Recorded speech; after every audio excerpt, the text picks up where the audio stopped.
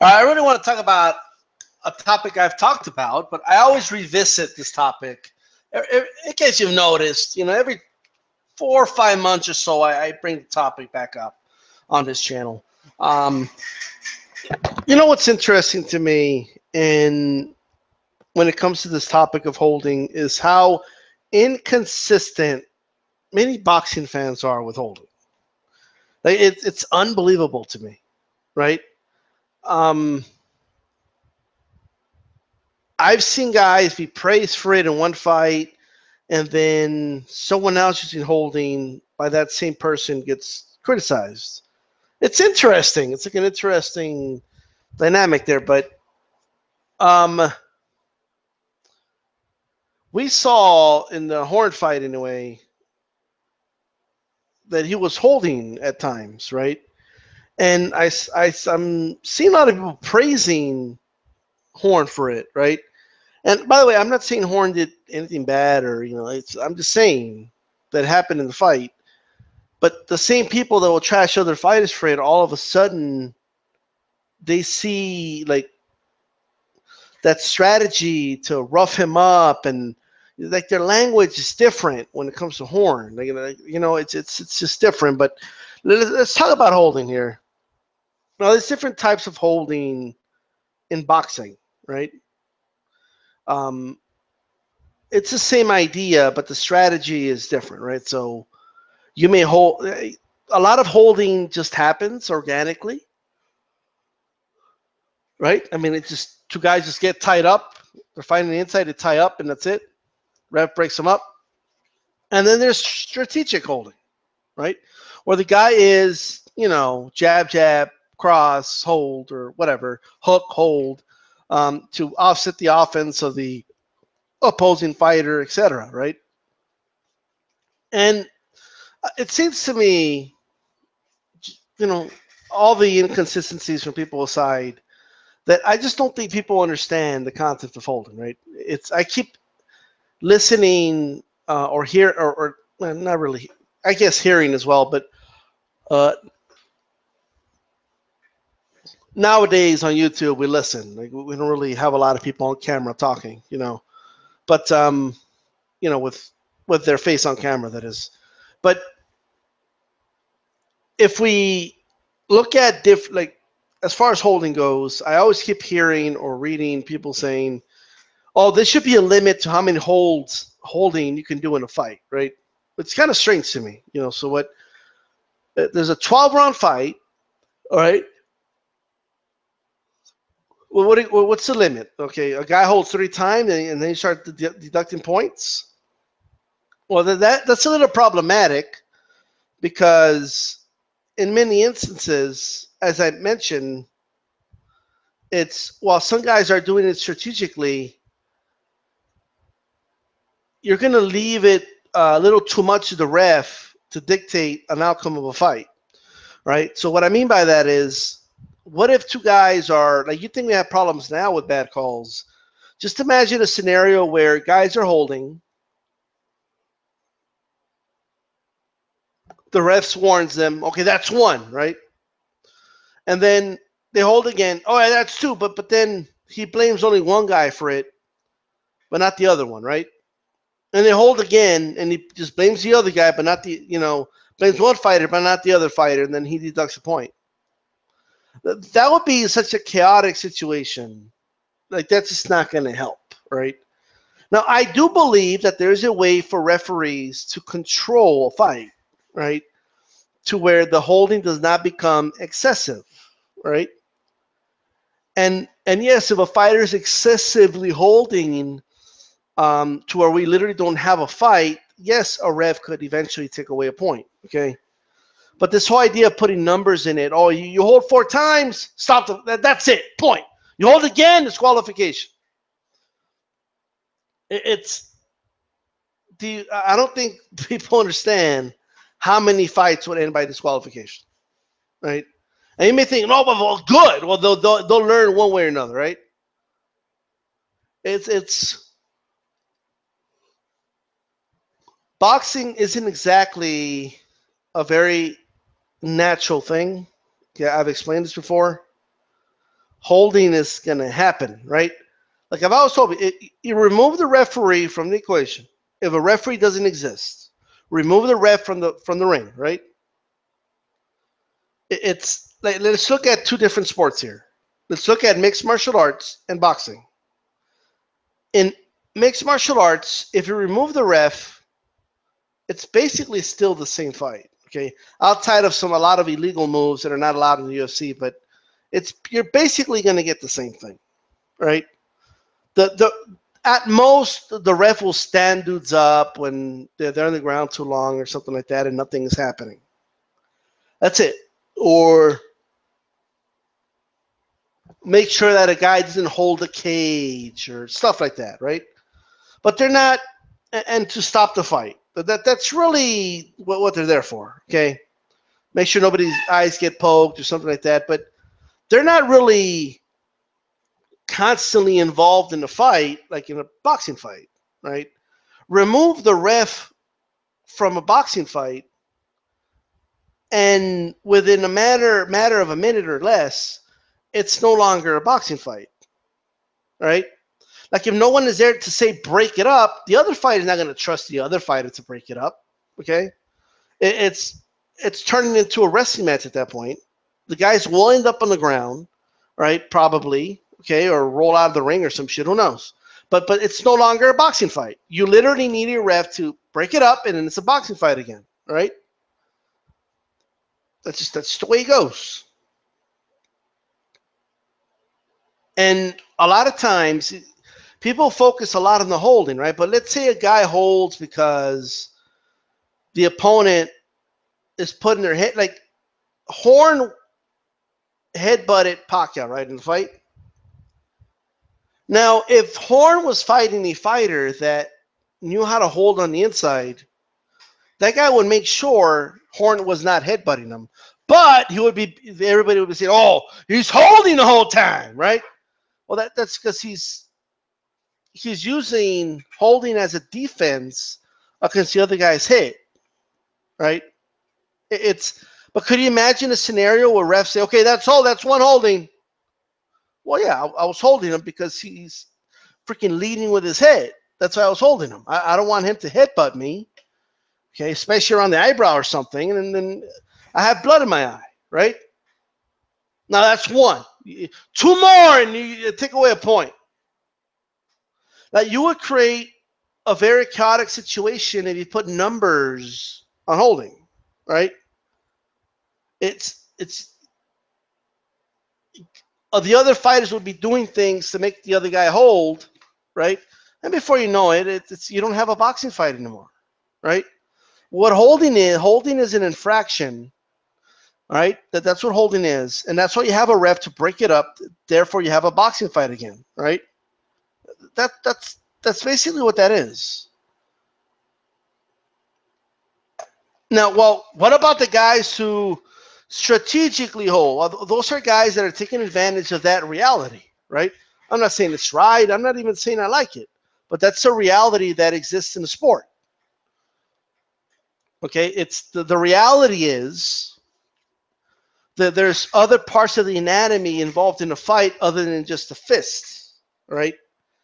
That guys are not allowed to, you're not allowed to use your head as a weapon, but you can put your head in a very inconvenient place.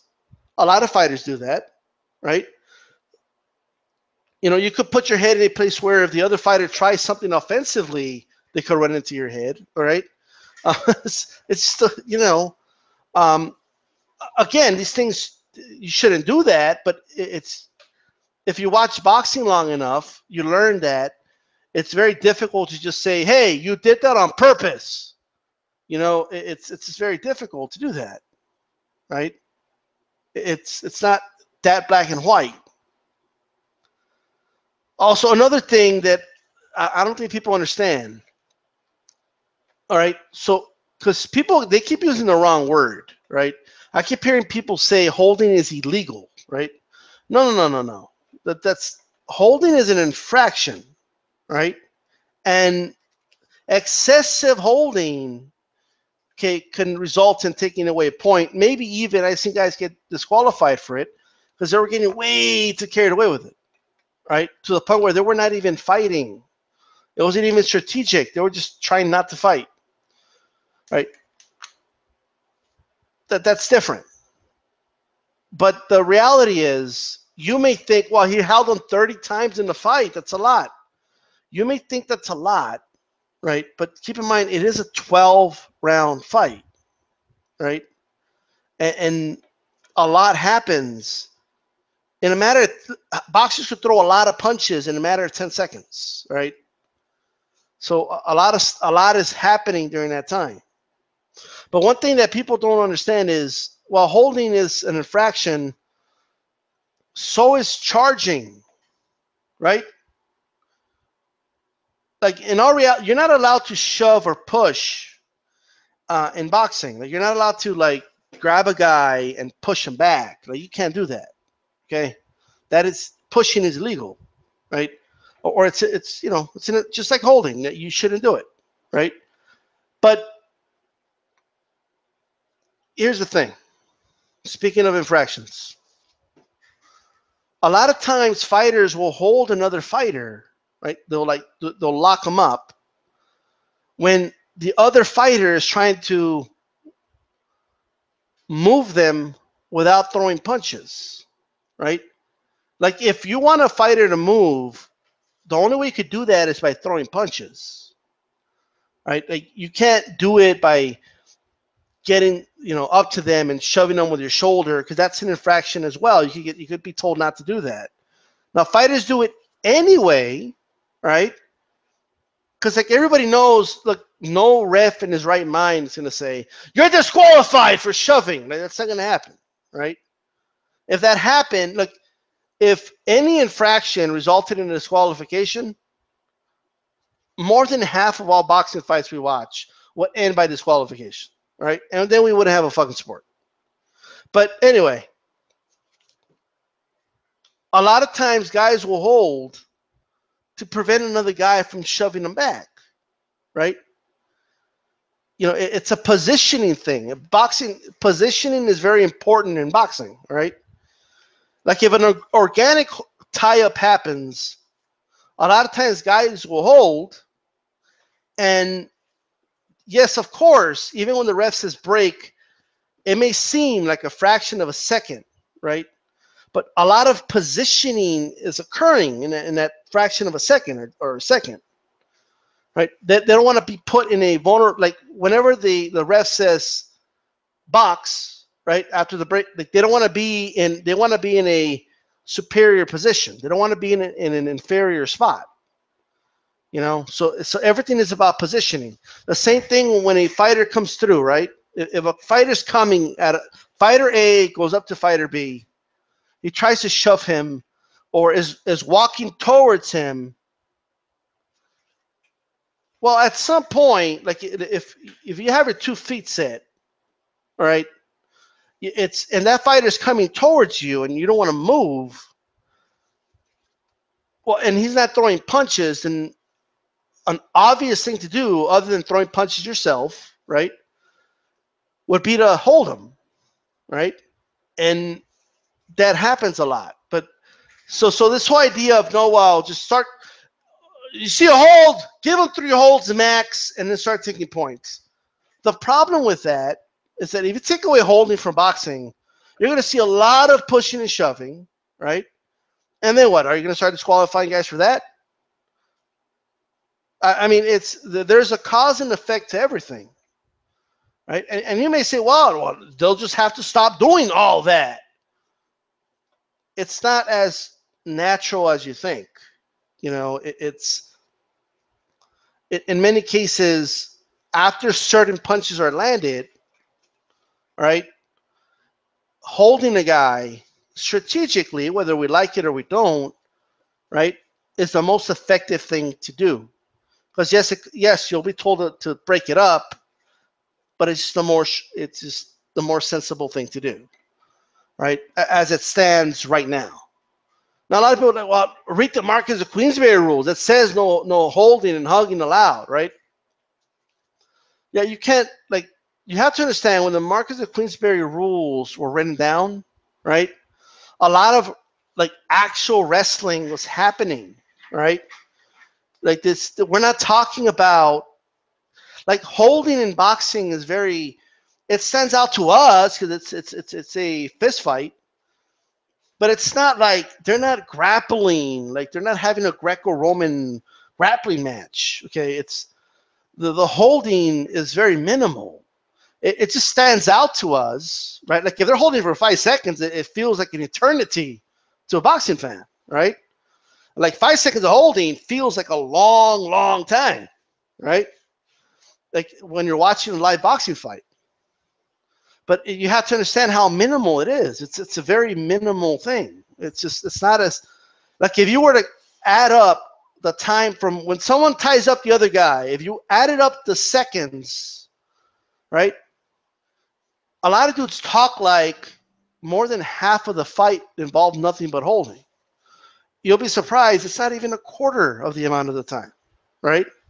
It's a very minimal aspect of fighting. And my thing is, guys have been holding. Jack Johnson would hold guys. Like people are talking like holding is like something new, right? Like strategic holding is like this. What it's like this foreign thing. And then they also act like there's nothing you can do about it or something.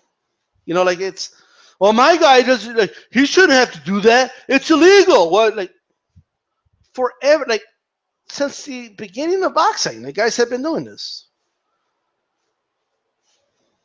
Like this idea that, no, but back, like back in the day, they held too, right? They were just far better at it, in my opinion, but that was literally, a lot of inside fighting involved holding, right? Now there's also always been fighters that they didn't specifically hold, right? They weren't guys that held a lot, and if they weren't being held, they were fine with it. But they knew how to defend from the hold, right? See, here's the thing about boxing, okay? The holding is, of course, it's minimal, it's strategic, and it's defensive, right? It's not like you're not being put in an armbar. Like it's not like, it's not going to hurt you physically, right? It might tire your arms out or something like that. I mean, yeah, but this idea that, well, my guy can't do nothing when he's being held, like plenty of guys know what to do when they're being held, right? So let me give you an example, right? There are some fighters in boxing that are not known for their holding, but they're very good at fending off guys that want to hold them, right? The guys that want to be octopuses with them, they know what to do.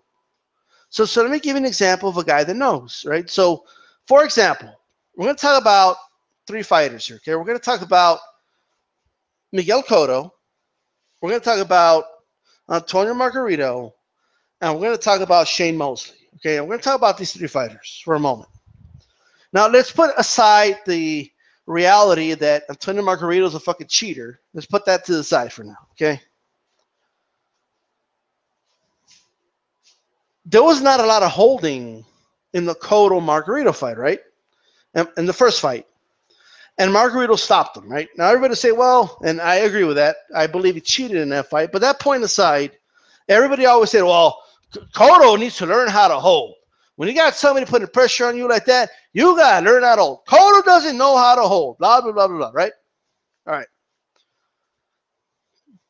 Mosley fought Margarito, put a beating on him.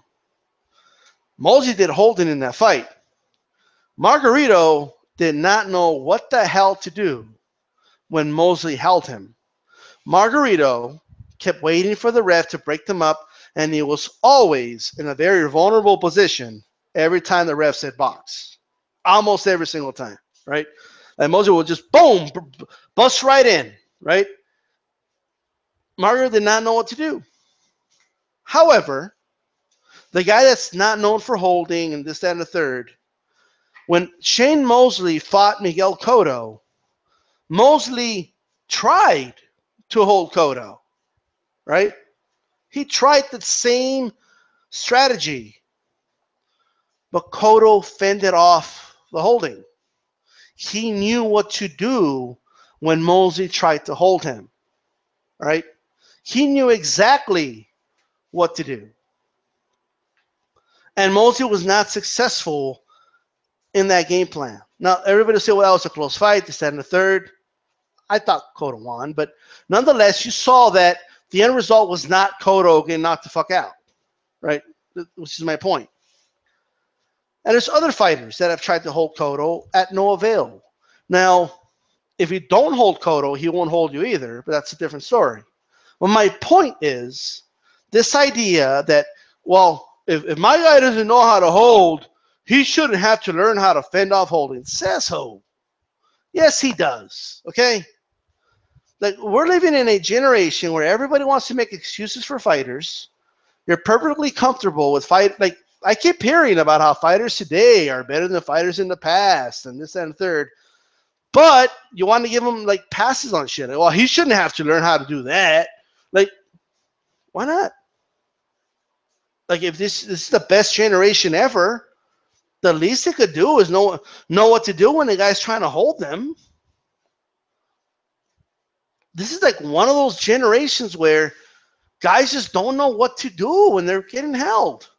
It's insane. Which is one of the reasons, like, sometimes I wonder if, like, they're falling into that same mentality. Oh, holding's illegal. You shouldn't do it. Like, look, holding's going to happen. It's been happening since the Marquess of Queensberry rules that everybody likes to cite, right? The Marquess of Queensberry rule is saying, okay, that you can't wrestle. Okay, it's not talking about the type of holding that we're seeing in boxing today. It's not talking about the holding that, you know, Jack Johnson was doing, or, you know, it's you can go all the way back, right?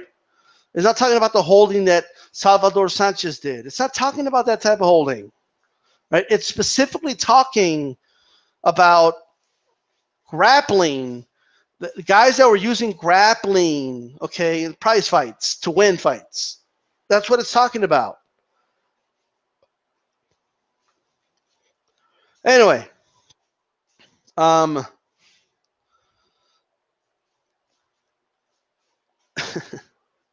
it's insane. No, but it says, I read it. I read the rule. Look, it says no hugging or holding allowed. Now, first of all, let me make this clear.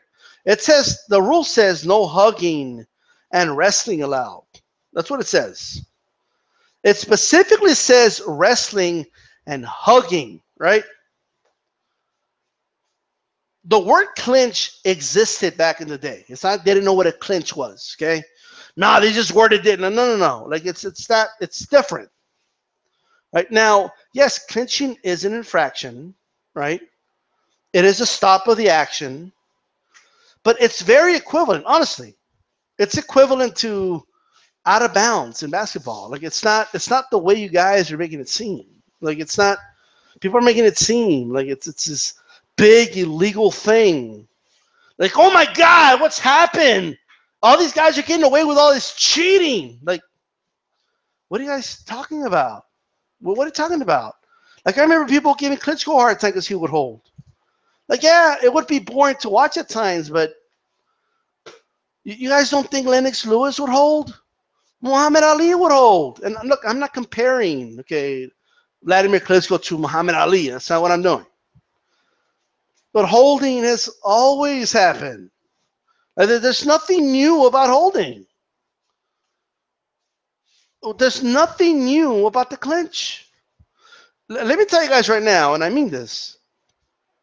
Clinching, all right, because of clinching, we have less head clashes. Because of clinching, we have a lot of less accidental fouls, okay? It's like guys hitting themselves with elbows and shit because of clinching, right? Like, when a tie-up happens, of course the guy's going to try and position himself in a dominant position. Like, they're not going to just wait for the ref to break it up. Like, I see some fighters do that today, like a bunch of idiots. But until the refs, when the tie-up happens, until the ref says break, it's all about position, man. If you leave yourself open like an idiot, you're gonna get hit, right? You deserve to get hit. You're told protect yourself at all times. Okay? They don't tell you when they hold you, look at me. That's not what they say. They say protect yourself at all times. No, but in the Marcus of Queensberry, read the Marcus of Queensberry rules again. Read them again. It says no wrestling or hugging allowed. You have to understand the context of that. You have to understand why that rule was written.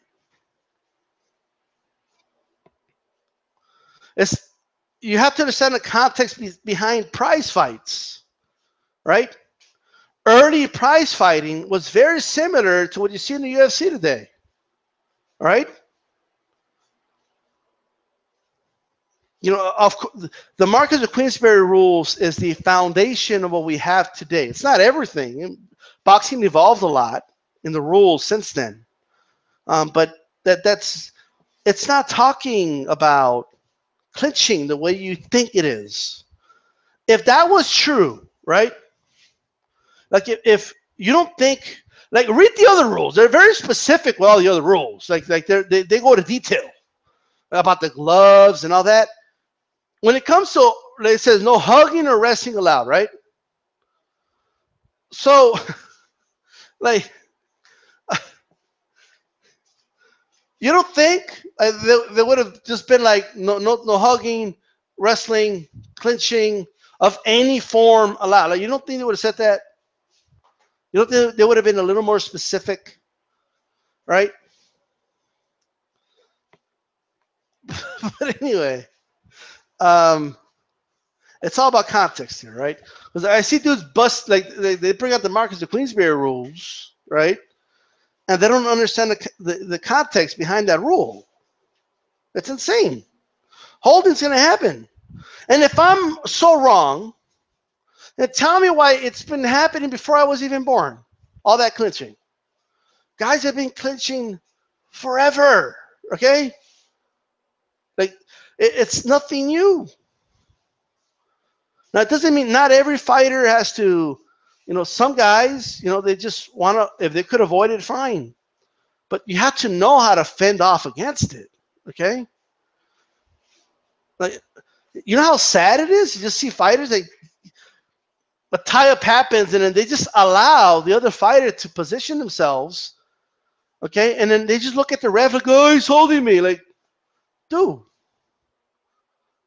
And then, like, let's take it a step further. I don't know how many of you guys have actually listened to refs' instructions, right? So there is like every ref is different, right? Every ref is different. But most refs will literally tell the fighters, right? If you hold one arm, that's okay. As long as you're using your other arm to strike. They're told this, right? The refs tell this to the fighters in the dressing rooms. Like, this is not like a big secret. Okay, like you could cry all you want. These fighters agree to those rules, right? Why do you think the ref goes to the dressing room for? They don't just go to say, hey, my name is what's up. I just want your autograph. They're not asking for their autographs. They're giving them the instructions, okay? Now, some refs will break it up faster than others. And they make that very clear to the fighters. They make that very clear. And somebody say, well, don't be a hypocrite, DStyle. You don't like, look, I prefer as the less amount of holding as possible, the better, okay? But I acknowledge that it's going to happen, right? A lot of fighters didn't hold a lot, but they knew what to do when someone tried to hold them, right? And they knew what to do if a tie-up happened. They were smart enough to not let the other fighter just, you know, position themselves in a dominant position, right? They knew what to do. Eric Morales knew what to do. Edu Milazzo wasn't like throwing 4 punches and holding, but he knew what to do, right? Like, if somebody tried to tie him up, he knew what to do. In fact, sometimes when guys try to tie up, it could be used against them. But anyway, I digress. Let me know what your thoughts about Holden is. This is DStyleBoxing, and I'm out.